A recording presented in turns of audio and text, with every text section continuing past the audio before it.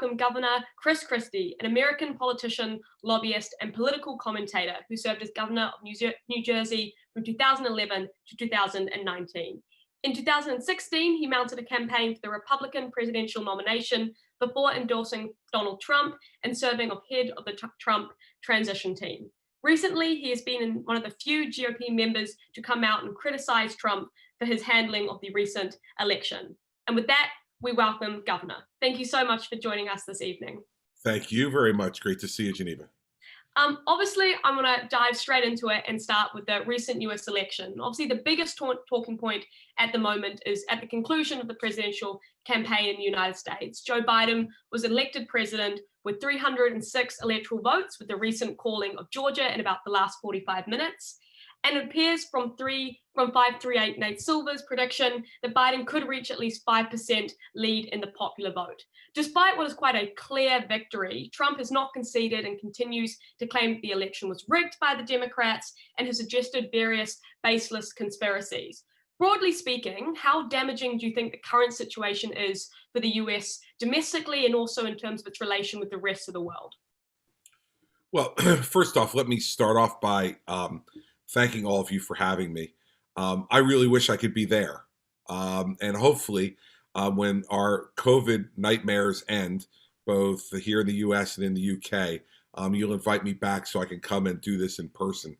But I said as early as Wednesday morning after the president's first speech at 2:30 a.m. Eastern time that you can't stand behind the seal of the president of the United States and say that the election is a fraud and it's being stolen from you and that you won easily if only the right votes were counted without evidence. I'm a former prosecutor. I was the chief federal prosecutor in New Jersey for 7 years before I became governor. If you want to convict somebody, if you want to make a point, you have to display evidence. So the first thing is, I think the president has hurt himself by now us being 10 days since the conclusion of the election and no real evidence of fraud that would change the result in any one state, let alone the 3 states that he would need in order to change the result of the election, has been proven. Now, in terms of the effect, listen, I think that both here in the United States and in Europe, you've all seen President Trump's personality over the last 4 years. This is not a conventional politician. He probably makes Boris Johnson look conventional. And, you know, from our perspective, I think this is something that I certainly anticipated if he was going to lose, that he would not lose easily or lose well. Right now, I don't think it has any effect on the transition because there's so much to do. I ran the Trump transition in 2016. There's so much to do on the personnel side where you don't really need to have interaction with the outgoing administration, that they should spend their time now on those issues. I think if it goes much past the week after Thanksgiving, that then you start to have problems because you need those personnel to get their FBI background checks. Do you need them to get you need to go in and see what's happening in the individual departments and agencies. So we set up what we call landing teams from the incoming administration to go in and meet with their counterparts, find out what's going on, what's hot, what's going to be left on the griddle, so to speak, for when they take over. That stuff probably needs to be started by the beginning of December. So if we go much past the beginning of December, Geneva, I think we're going to have a potential problem with a completely smooth handover. The last thing I'd say is that as far as our foreign friends, they've learned a lot watching American politics for the last 4 years about what's going on over here. And I think that they're not all that surprised either. I've spoken to a number of ambassadors from our Western European friends over the course of the last 10 days, asking for my interpretation of all this. And what I try to say to all of them is remain calm. America has an extraordinary tradition now for over 244 years of peaceful transfers of power, and Donald Trump is not going to change that. You've been clear now, but also in media interviews with places like the ABC, that you think Trump should either put up or shut up, to coin your phrase, and evidence for his voter fraud claims. Obviously, it's now a week since Trump started to express those theories, and so far, as you say, he's produced no proof for them. On the other hand, though, more than a half of counties in like Arizona, for example, have conducted post-election audits and found no discrepancies that at all affect the outcome of the race. And according to reports like filed with the Arizona Secretary of State's office, is to kind of point to one example where we've seen that. Further, we see places like law firms acting for Trump's campaign have now withdrawn from acting in respective lawsuits against Pennsylvania and Arizona. Given that, then, and given what you've just said, do you think that now is the time for the Republicans to like fully denounce them as a collective, or do you think there's a kind of that could happen in a few weeks' time? So I think everyone's going to make their own judgments on what they want to say publicly. Um, I'm old enough now, Geneva, to remember 2000 and Al Gore's campaign. Al Gore was never winning the state of Florida. No matter how many different times it got counted, he was never winning. And yet he continued to fight for 37 days. And Democrats completely backed him up in doing that. And so I do find it a little bit hypocritical for Democrats to be claiming, oh, the networks have called the race, therefore, Donald Trump must stop. But even more than that every Republican must come out and denounce him. The fact is that when this starts to affect our ability to meet our tradition of the effective and peaceful transfer of power, then I think you'll see a lot more Republicans coming out and speaking out. And so I'm clear about my point. The president has every right to pursue whatever legal remedies he wants to pursue. But as his friend, what I'm saying to him is, you're not going to win unless you have proof. I spent too much time in a courtroom as a prosecutor to know that when you get in front of a judge, the judge doesn't want to hear what you think. The judge wants to hear what you can prove. And so that's what I'd urge the president to do. He hasn't done it yet. I suspect he hasn't done it because it's not there. But I think other Republicans will speak out more as we get closer to January 20th.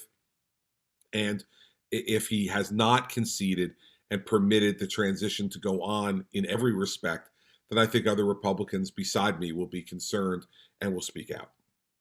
You draw the comparison to Florida in 2000. And I guess the thing that people would noted there is obviously there was believed to be, potentially 500 votes there that Al Gore was essentially fighting for. I guess the comparison to this situation is it's 3 states and it's however many thousands potentially needed. I guess given that difference there, why don't you think other GOP members will denounce him, given your incredibly close friendship with him that you've noted in the past, and even you're in a position to necessarily come out and criticize? Why do you think other people won't take that leap of faith, per se?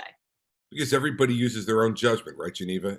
And then you have to be held to account for that judgment.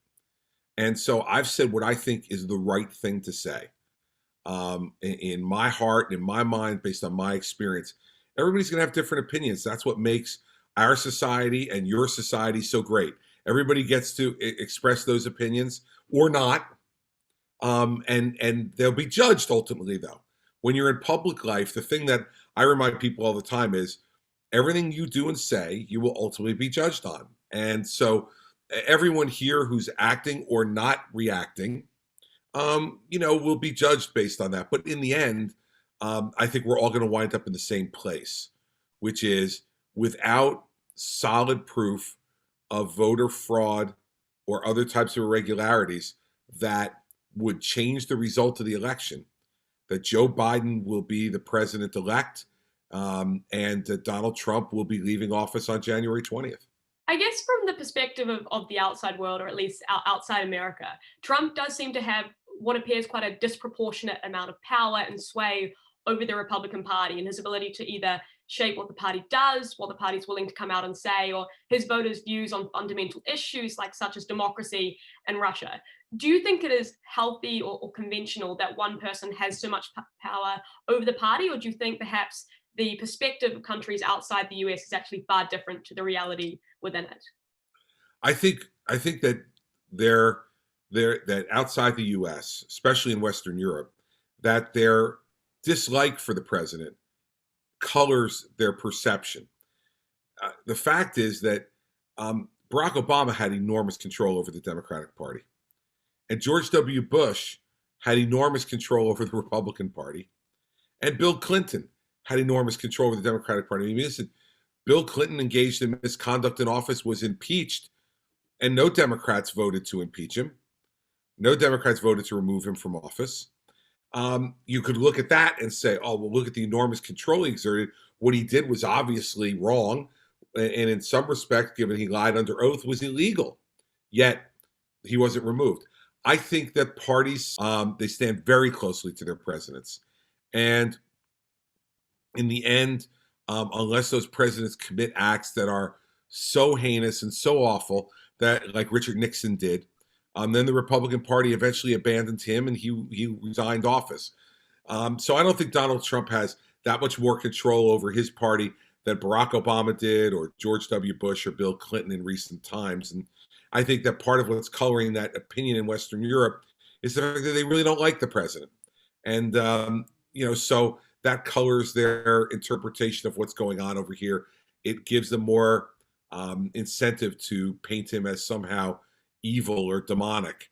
And he's been wrong on some things, but evil and demonic, I would not sign up for.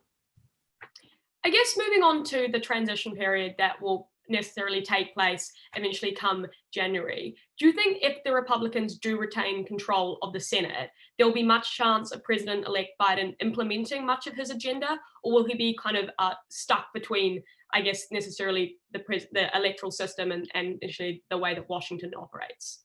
I think that he'll have an opportunity to implement the reasonable portions of his agenda, not the crazy left-wing portions of the agenda of his party. And I think the American people voted intentionally to have split government. I'll give you one example. In the state of Maine, Susan Collins is the Republican incumbent senator. She, according to the polls, I never saw a poll with Susan Collins winning. Yet on election day, Joe Biden won the state of Maine by 14 points. Susan Collins won her Senate seat by 9. That tells you that there had to be thousands of voters who went in there and voted for Joe Biden and then for Susan Collins. They didn't do that by mistake. They wanted to make sure that there were checks and balances against the more extreme parts of the Democratic Party. And so I think that, President-elect Biden is somebody who has 48 years of experience in Washington, D.C. He has lots of friends on the other side of the aisle. If he tries to bring people together and achieve things through compromise, I think he'll have the opportunity to do it. If he follows the people like Alexandria Ocasio-Cortez and the far left wing, Bernie Sanders, Elizabeth Warren, the far left wing of his party, well, then he won't get anything done. But it's really going to be up to him as to how he does it. And I think that if Republicans show themselves to be unreasonably uncooperative, that will inure to their detriment. So I think the vice president, if he pursues reasonable things, will have a lot of Republicans who will be willing to work with him. If he doesn't, then they won't. I think talking about this kind of element of compromise, some commentators have said that if the Republicans do retain the Senate, then they will be partially obstructionist to the nomination process for President-elect Biden's cabinet, and could force him to pick more centrist individuals instead of figures like Elizabeth Warren or Bernie Sanders, who have rumored to have interest in cabinet positions. How likely do you think this is, and what do you think this will necessarily mean for Biden's ability to kind of adopt this compromise position? I don't think there's any way that a Republican Senate would ever confirm Elizabeth Warren for anything. Bernie Sanders, I'm not as sure, although I think he would have a hard time. Again, but for the most part, you've now picked the most extreme figures in his party. In the same way that a Democratic Senate would have never confirmed the most extreme figures of the Republican Party to be in a cabinet or to be on the bench as a judge. That's our system of checks and balances. That's our system that says that one party should not have complete control all the time. Very different than a parliamentary system, where the one party who's in control is in control, and they make all the decisions. Here we have a checks and balances system that's different. And I think that I do not think the Republicans will unreasonably deny Joe Biden a cabinet. I think he'll get a cabinet that he wants, but I think his choices will be somewhat tempered by the confirmation process and the fact that there'll be maybe 51 or 52 Republican votes in the Senate, which means he'd have to get a few of those folks at least to support his nominees. There's also been potential for Biden to essentially select some Republican individuals for his cabinet. How willing do you think those individuals who've been mentioned would be to take up those positions? And do you think that would help in his kind of compromised approach of necessarily bringing quite a partisan Washington closer together? I don't think it'll make much difference, Geneva. It's window dressing. You know, you're going to bring John Kasich or Meg Whitman into the administration. Well, they endorsed Joe Biden. So, you know, a lot of Republicans will look at them and go, oh, wow, there you go. You got one of us. They're not going to be viewed that way. And so do I think it would be a nice gesture to do? Sure. But what I'd rather have any new president do is pick the very best people, the very best people that you know. And if none of them are Republicans, then so be it. But I want Joe Biden to have a cabinet that he believes represents the very best of our country. And if it includes some Republican or two, that's fine by me. But this idea that that will help to bring people together, no. His conduct as president will decide how people react to him, and their reactions will determine whether we can work together or not, much more than any one or two cabinet positions. So if not necessarily like you say, a nominal gesture of picking a cabinet, what specific parts of President-elect Biden's actions, conduct that he undertakes, what specific things do you think will make that important change the way that Republicans perceive him? Well, again, I think, you know, there's varying opinions in his party about how to pursue things. So, for instance, if he were to pursue Medicare for all and a socialized medical system in America, well, that's not going to bring people together in our country. There will be serious, sharp divisions about that. If he wants to raise taxes by $4 trillion, which he talked about during the campaign, well, that's not going to bring people together in this country because Republicans won't vote for a tax increase of that size. So I think that what the president-elect is going to have to do is to look at his agenda, figure out what things he wants to try to use to bring people together, and then what things he thinks are worth fighting for, and have the fight and see where it lands. But that's the nature of our democracy. You know, the founders of our country designed America to be an argument. They set up all these competing interests so that there were all kinds of people pushing and pulling at the same time. They thought that that would be the best way to keep a country level and calm and content with their democracy. And I think it's worked pretty well for 244 years. So I think Joe Biden, you know, has his opportunity with his hands on the levers of that power to see how effective he'll be at using it. He certainly has as much or more experience in Washington, D.C. than anyone who's ever gotten to be president. So now we'll see what he does with it. I mean, really interesting answers, and I really appreciate your willingness to kind of engage in what I think many people at this time are kind of shying away from, and I think that's really valuable for everyone to listen to. Moving on to the COVID-19 pandemic, obviously the Trump administration has been quite heavily criticized for its handling of the pandemic, denouncing steps such as lockdowns and mask wearing, or mandatory mask wearing, which have been adopted in Europe and even supported by your own scientists, such as Dr. Fauci. Conversely, President-elect Biden has said that he will listen to scientists and be open to the ideas of nationwide mask mandate, for example. How do you think that the American public will necessarily react to President-elect Biden if he does start to implement these sort of more stringent controls? The American public has lockdown fatigue. And I think if he were to go to something as severe as a lockdown, that he would face some significant pushback in places. I don't think wearing a mask is a big deal or a big problem. And I've spoken about that publicly, given my own getting of COVID, you know, over a month ago. I don't think that, you know, being able to wear a mask, wash your hands regularly, keep social distance is a lot to ask in order to slow down the spread of the virus. So I think it very much depends upon how the Biden administration will approach it. If they challenge the American people in a collaborative way, and what Dr. Fauci has said, that he thinks that the pandemic can really be slowed to a near stop through those three measures, with no need for a lockdown, but mask wearing, frequent hand washing, social distancing. If we do that, I think we're going to be able to get through this. The development of the Pfizer vaccine and others that I think are coming on board will be helpful over the course of 2021. And I think we really just have to gut out the rest of 2020 and try to help each other. I think we should be wearing masks. And I think it's not a lot to ask when you go outdoors or go anyplace else outside your own home to be wearing a mask. And I don't think it's a lot to ask anymore for people to stay socially distanced. We all miss it. I know you're going through the same thing in the UK, and we all miss the social interaction that we used to have. I have one son in university right now, and I have a daughter who's a senior in high school here. This has changed their entire experiences from their older two siblings who went to university without any of these restrictions. And I understand how frustrating it is. But this virus is not something to play with. It's dangerous, it's random, and it's easily communicable.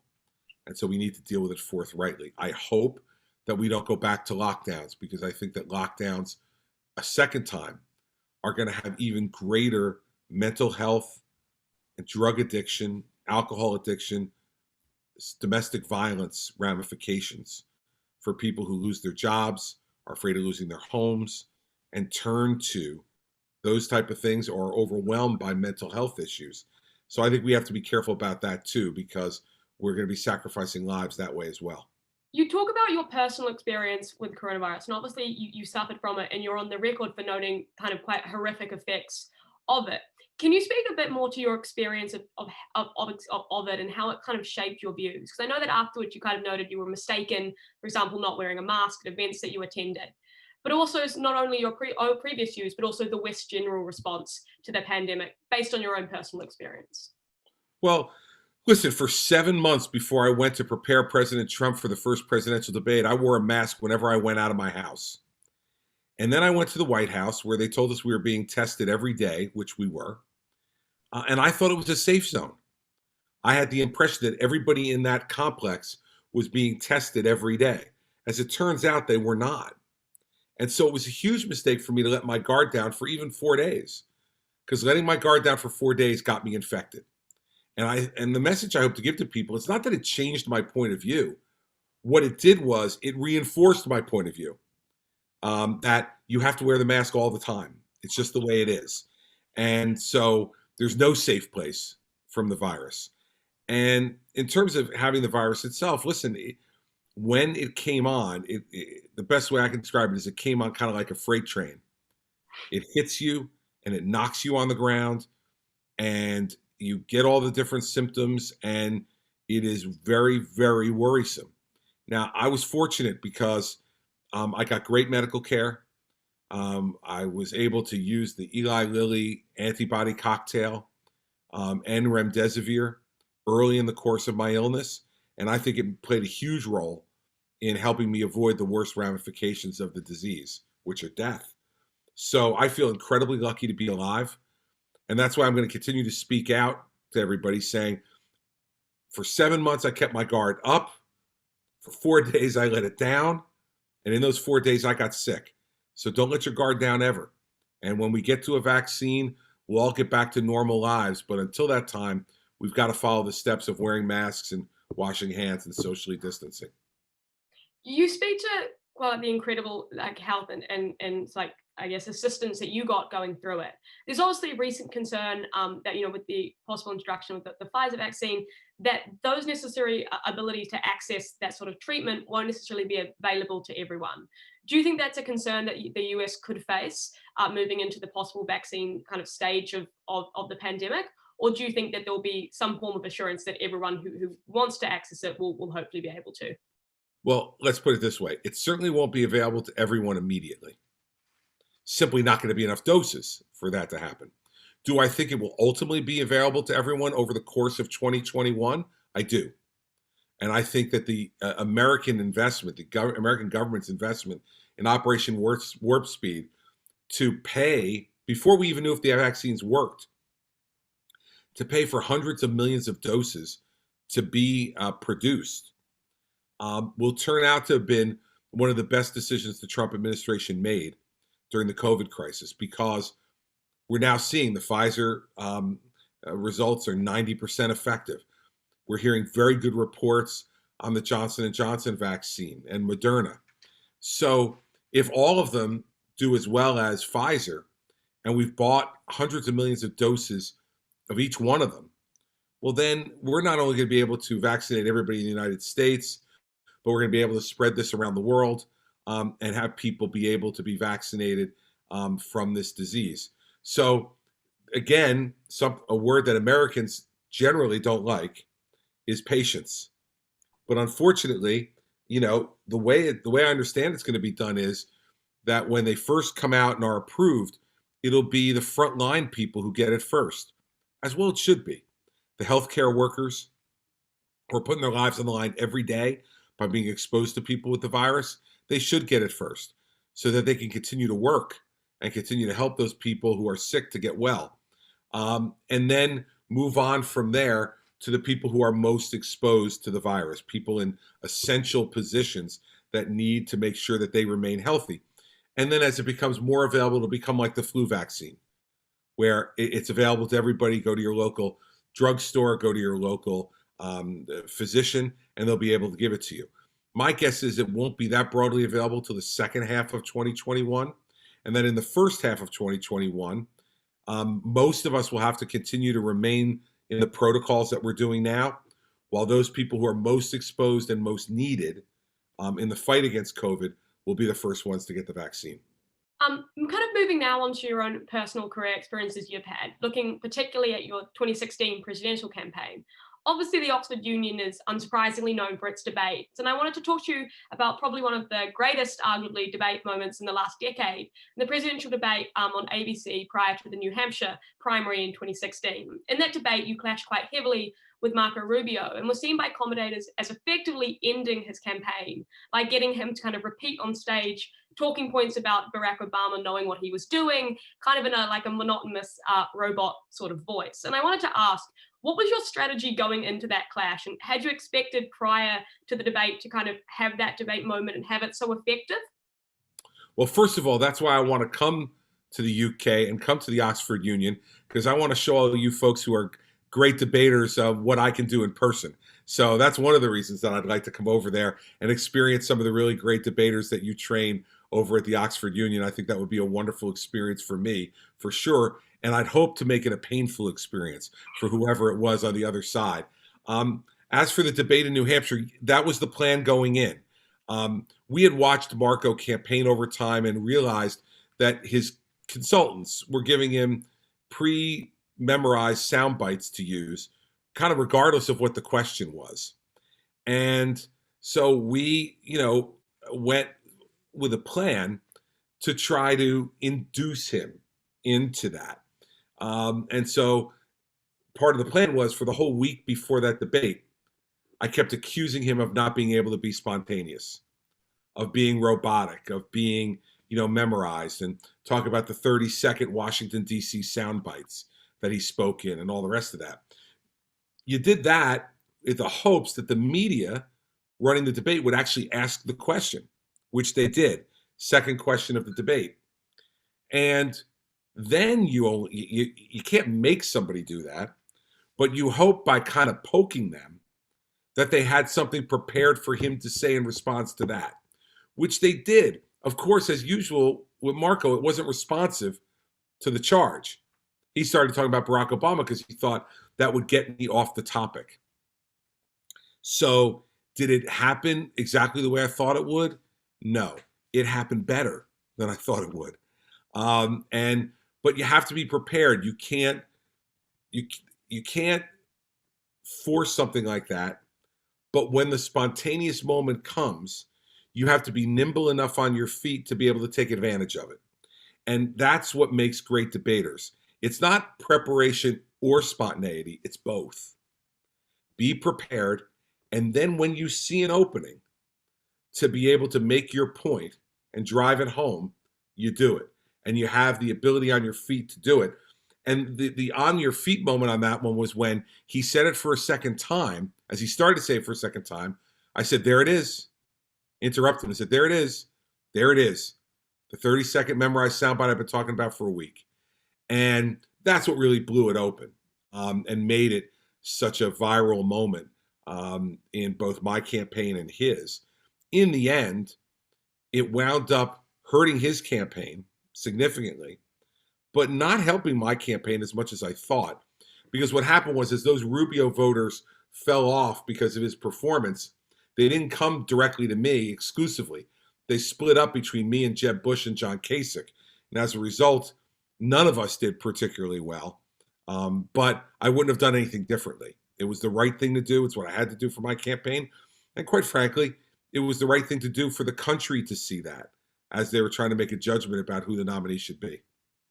I mean, having watched the video many, many times and seeing your quite destructive takedown of Rubio, I'm sure anyone that you would come to debate in Oxford would have a bit of a fight coming for them. Well, that'll help them get ready, and I'll get ready too. So when you guys invite me next year, when COVID is over, then we'll have at it. Bring your best man or woman to the fore, and let's see how we do. I wanted to talk about kind of the line and the theme that you have in that debate, where you said that senators simply don't have enough experience to necessarily kind of governing to be an effective president. And given that the US has now elected another senator, or albeit one who has various other experience, do you remain to hold that view, or do you think that your view has adapted and changed? No, I hold that view. I don't. I think it's much better to elect governors and people who've had executive experience. When you're a governor or a mayor, for instance, you have to be responsible for results. If you're just in the legislature, you say, well, I sponsored this bill. I fought hard for this thing in the committee. But ultimately, if it doesn't get done, you could say, well, it's not my fault. I fought really hard for it. When you're an executive, the public holds you accountable. And as a result, you have different skills that you have to develop in order to be able to meet their standards. So I'll always believe that folks who've had executive experience, meaningful executive experience, would be the best people. And if you look at some of our best presidents over time, and let's say this without regard to ideology, certainly Ronald Reagan is considered one of our better American presidents. He was the governor of California. You look at when you go back in time, then you look at Franklin Roosevelt, certainly the polar opposite of Ronald Reagan from a philosophical perspective, but Roosevelt served as governor of New York. Teddy Roosevelt, he served as governor of New York before he became president. And I think that those folks who have that type of executive experience in the last 100 years have been the ones who have proven to be the better presidents. Now, there will always be exceptions to that rule. Jimmy Carter being the most notable one, was a governor, but apparently didn't learn too much because he wasn't too good a president either. But I think in the main, you see the ones with executive experience turn out to be the ones who know how to run the government the best. So at the time of the 2012 presidential campaign, you were actually constantly discussed as a potential candidate and a strong candidate to actually defeat Mitt Romney in the primary. Given what occurred in the 2016, in your 2016 campaign, do you regret not running in 2012, or will you perhaps be looking to 2024 to kind of have your time to shine? I don't regret not running in 2012 because I wasn't ready to be president. I had just been governor for about a year when people started talking about me running. And I have to tell you, I'd been a prosecutor before that, hadn't had executive experience in that respect, and had no foreign policy experience at all. So to me at that time, and I guess in 2011, I was 48 years old, I just thought I was not ready. And in the end, Geneva, I just didn't think that it was appropriate. Maybe I'm old-fashioned about this, but I didn't think it was right for me to ask for people's vote and for their money if in my heart I didn't believe I was ready to do the job. So did I understand the political moment that was advantageous to me? Of course I did. But I also thought to myself, you might be like the dog that chases the garbage truck and finally catches it. Now what are you going to do with it? And so when you're going to run for president, you've got to be in your heart and in your mind and in your soul convinced that you're ready. And then and only then, in my mind, do you have the right to look people in the eye and ask them for their vote and ask them for their money to support your candidacy. As far as 2024 goes, given that it's only 10 days since the last election, I don't want to start making pronouncements, but I will remind all of you that the book I put out about a year and a half ago is titled "Let Me Finish." So I didn't name the book by accident. Well, I'm sure we have many things to look forward to you finishing off your time then. I guess the final question, and this might be a cheeky one, and it takes me a little bit back to what I was talking about earlier, but could you see yourself ever working with President-elect Biden in his administration in any capacity, particularly of that in his cabinet? Well, I just can't imagine that Joe would ask me. Now, we've known each other for 35 years. We went to the same university. He obviously 20 plus years older than me, but we went to the same place, and so we were at football games together frequently. Got to know each other. Got to know each other when I was governor and he was vice president. So we know each other well. And let me say, I think Joe Biden is a very good person, really good guy, good heart, cares about people, and I think that's what came through during the campaign, is that he's that type of person. But I just doubt that he'd ever ask me. But this is my rule I have about any president. For instance, when I was governor, Barack Obama asked me to be on his trade commission, and I accepted. I think if a president asks you to serve, that your default answer should be yes, unless he's asking you to do something where you didn't think you could faithfully carry out his instructions. And if that was violative of your principles, then you have no business taking the job. So I would never say never to anything, because I think it's in service to your country, but I don't think it's a decision I'm going to have to make anytime soon. Well, with that, thank you so much for us answering my questions so openly and very honestly with some really, really good engagement. But let's now move to some audience questions. For everyone watching, please keep submitting your questions using the Q&A function, and remember to include your name and college so that I can credit you. We'll start off with a question from Patrick Hall from St. Cross, who says, Governor, thank you for your time tonight. History is written by the winners. At the moment, this winner appears to be Joe Biden and his supporters who hold the view that the Trump presidency removed the soul of America. Does it concern you that in the long-term history, this may be unfavorable for you to support the president at various key times?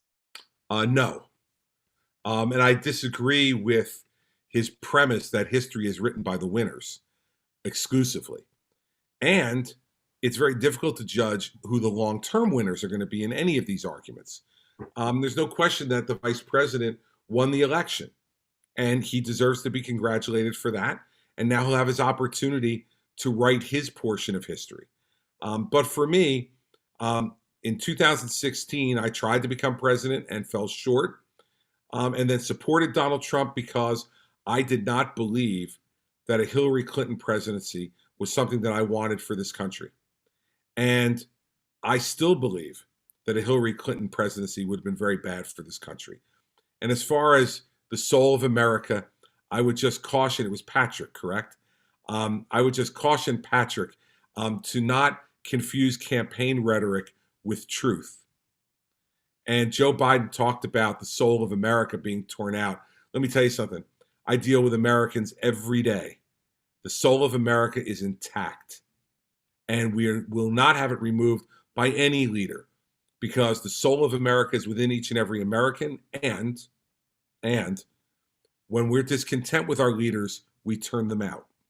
Well, moving on to a question from Christopher, who says a DPhil in public policy and a student in Johns College, who's actually a former intern in Governor Christie's office in the summer of 2015. So actually someone close to you. He asks, what do you see as the future path for moderate Republicans who did not vote for President Trump or voted for President-elect Biden? Will the Republican Party return to the likes of Mitt Romney and other traditional leaders, or the influence of Trumpism continue to dominate? Well, first of all, Christopher, thank you for working for me in 2015. And I obviously made a good choice because you wound up at Oxford. So obviously I made a pretty good choice there as well. And I think you did too. Listen, political parties never stay static. They never stay the same. They're always changing because the people who come in and out of them change. and the times change and how parties react to those times will be different. So I would not be at all concerned about moderate republicanism. I still think it's alive and well. And elements that President Trump brought to our party will remain alive and well also. But if I had told you, Christopher, in 2012, that 4 years later, Donald Trump would be the Republican nominee for president and would beat Hillary Clinton, you probably would have told me that I was crazy. And so all of us who try to have 4-year binoculars, they don't exist. And so whatever the party looks like today, the one guarantee I will give you is it will look different in 2024. How different and in what ways, I can't tell you, but I can definitively tell you it will look different. The next question we have is from Jacob from Magdalen College, who asks, how does the Republican Party find the next generation of leaders? And what advice do you have for some young and aspiring leaders looking to make an impact? And I'm sure that question comes probably close from Jacob's heart. Well, Jacob, here's what I'd say. In terms of where do you find the new young Republican leaders? Everywhere. You never know where they're going to come from. People emerge by working hard in their local level and winning elections and making impressions. And my advice for young people who want to be leaders is get involved. The leadership mantle goes to the people who show up, to the people who care to work for other candidates, for the people who care to work for issues that they believe in. Because believe me, in politics, the cream really does often rise to the top. And if you work hard enough, people will notice you and will give you opportunities. And then what you make of those opportunities will determine whether you're viewed as a leader or you're not. So for young folks, I just say, just keep showing up, keep working for the men and women and the issues that you believe in. And if you're good, people will notice. And the next thing you know, you'll be on the ballot in some local race somewhere, and your life will be headed in a whole different direction. Thanks. I think that's very inspirational, not just for Jacob, but also for everyone else. So thank you for that, Governor. In terms of the next question, we have from Justin from Oriel College, who asks, how do you think President Trump's current unwillingness to concede or refusal to leave office will be viewed by voters in Georgia in the upcoming special elections? Is there concern that voters in Georgia, particularly those that delivered Georgia for President-elect Biden, will be energized and emboldened by his continuing decrediting the legitimacy of their votes? Sure, that's a concern. And I think the Republican Party, when I said to you earlier, Geneva, that I think everyone will make their judgments in their own time about when to speak out. I'm speaking out because it's the right thing to do. I'm also speaking out because I want to win both those seats in Georgia. And I want Senator David Perdue and Senator Kelly Loeffler to be determined on their own merits, not on outside interference or static from anybody. And so what I hope is that we resolve this issue in Washington so that on January 5th in Georgia, the voters of Georgia get to decide who are the best people to represent them in the United States Senate without regard to any static from any person in Washington, D.C., whether that be Donald Trump or whether it be Joe Biden. And so I am concerned about it. I do think it's a valid concern to have if you're a Republican, and I'm hoping it'll be able to be resolved so that those folks can win or lose on their own merits, not based on anything else. The next question we have is from Allison, who asks, will either party ever again make someone with no governmental experience their candidate for president? Well, Allison, I have to say to you, I try to stay in politics away from the words never or ever, because in politics, whenever you make a proclamation like that, you wind up being wrong most of the time, because politics tends to kid us, fool us. And so I think that what everyone will now understand is that for someone who comes into the presidency without any prior governmental experience, that there are upsides and downsides to that. And we now can judge it based on someone in recent times who's done that. And everyone's going to make their own judgment based on that. Some people love it because he was unlike anything they'd ever seen before and they hated government before. Some people are absolutely repulsed by it because he ignored so many institutions and norms in our political system. But I think that still the most important part of politics are the candidates themselves. And Donald Trump had a sense of charm and charisma in some ways that allowed people to disregard some of the other objective indicia that we were trying to point out during the primary campaign that might be problematic as president. So, the candidate in the end is the person who makes the difference, and he or she helps to shape your impression of them, along with the media and their opponents. So I don't think we should ever use words, Allison, like never or ever, again, because most of the time when you make absolute predictions, you turn out to be absolutely wrong.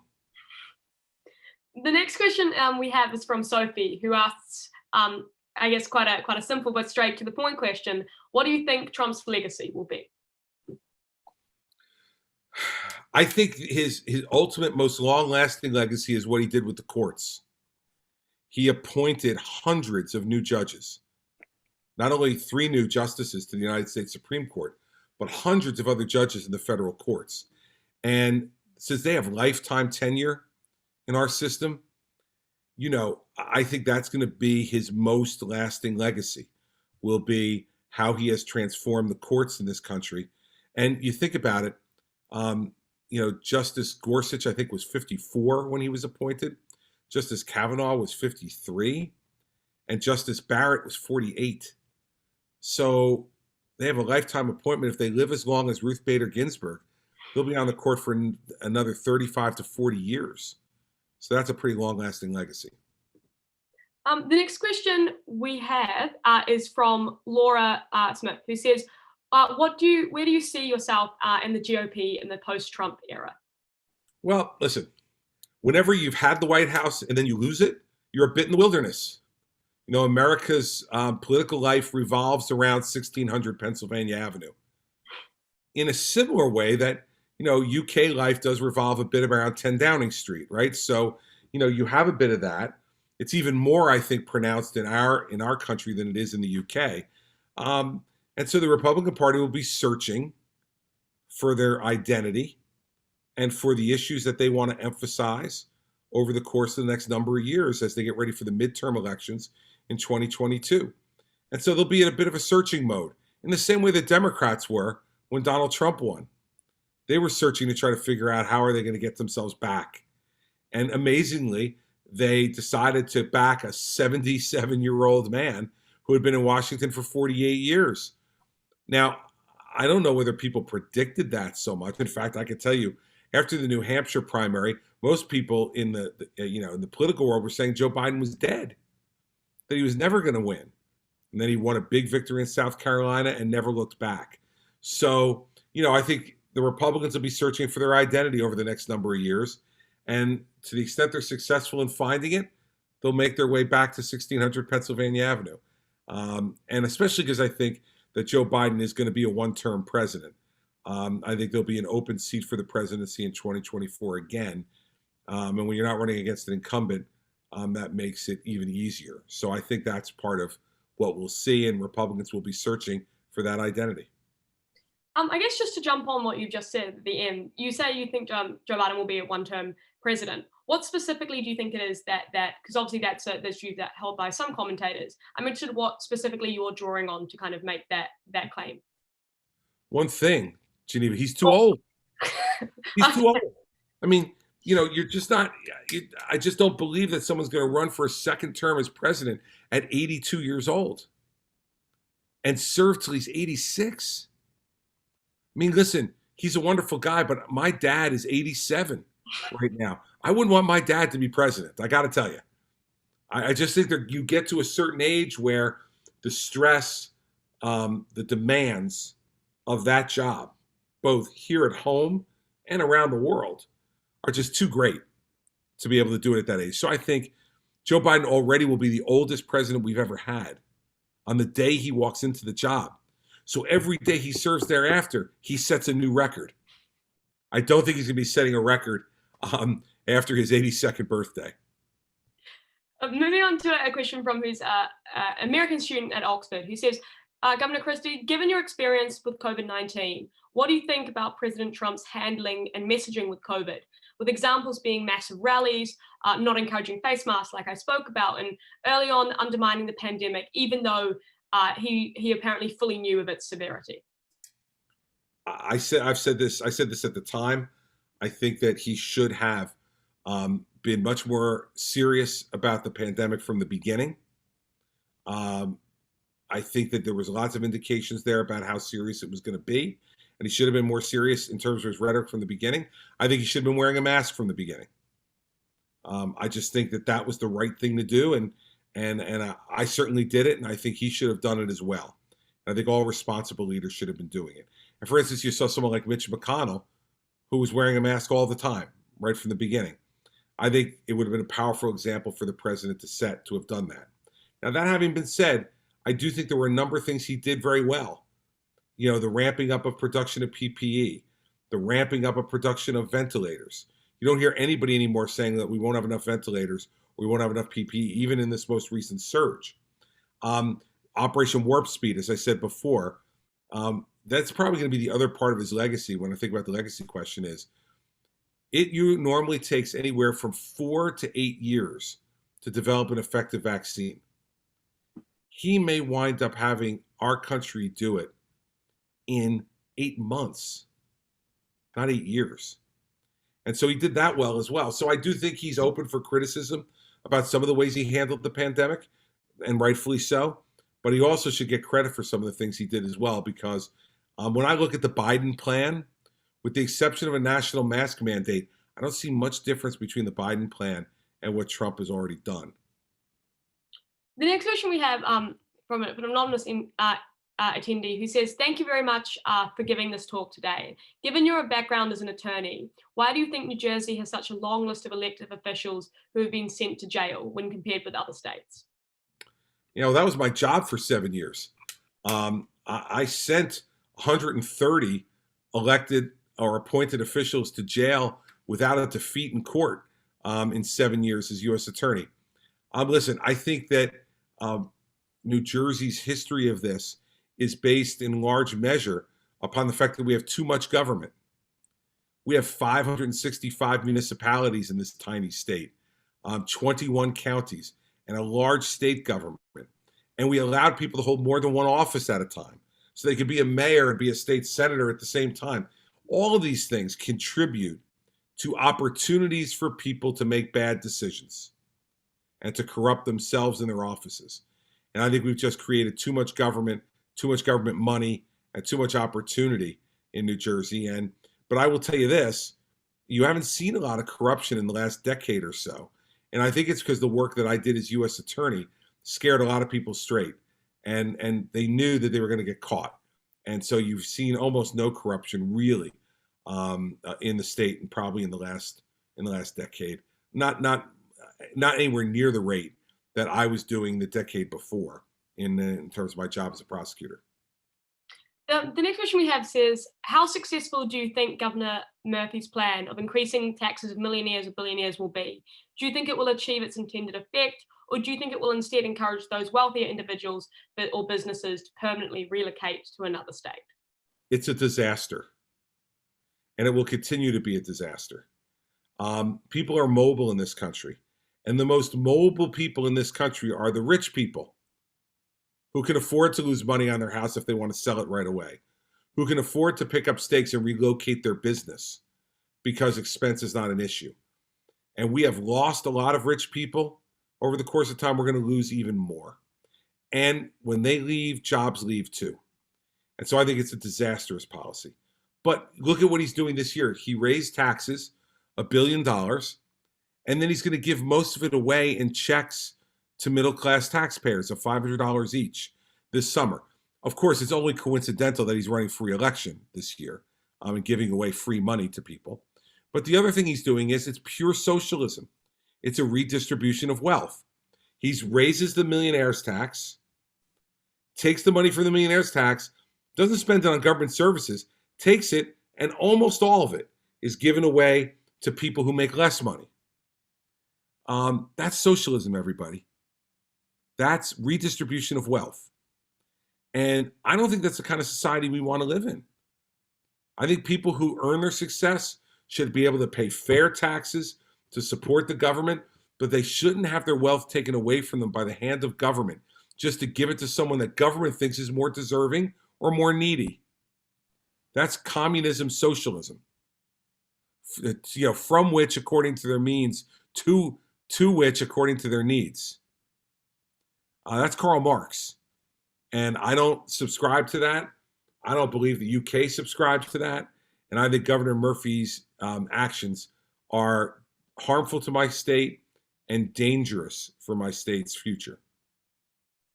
The next question we have is from George Palmer from Hartman College, who says, without jumping the gun, what is your perspective on the 2022 Senate election? Given the 2 Georgia runoffs last year and the fact that many believe the map will be unfavorable to Republicans, do you think a potential midterm boost will be enough to counteract what could potentially be a very unpredictable election?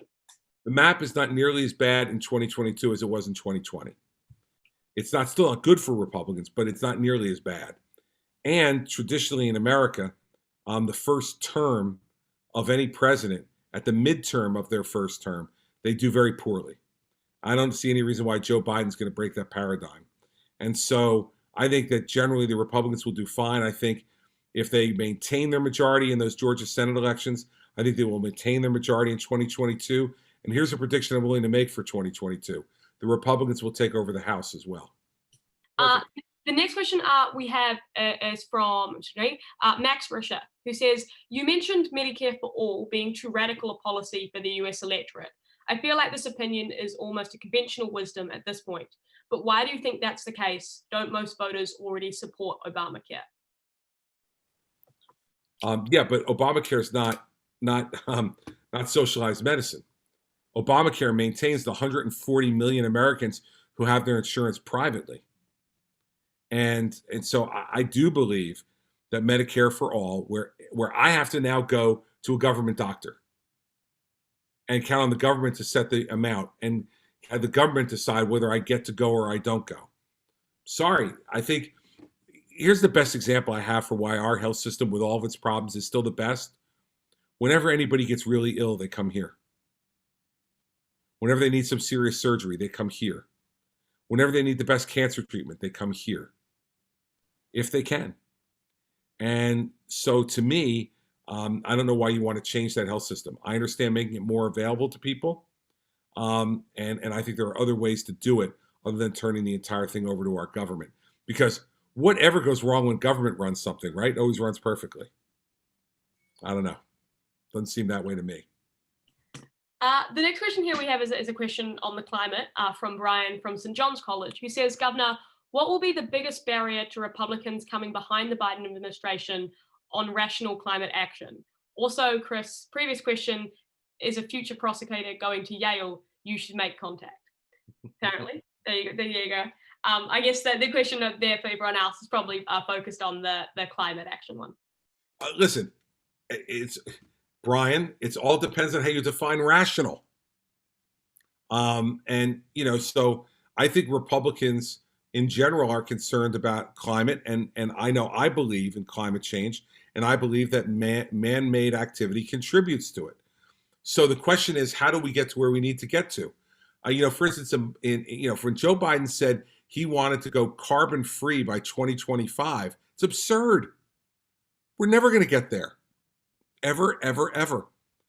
Wind energy, solar energy are simply not mature enough industries to be able to support that. Can we do better? Yes, and we continue to do better.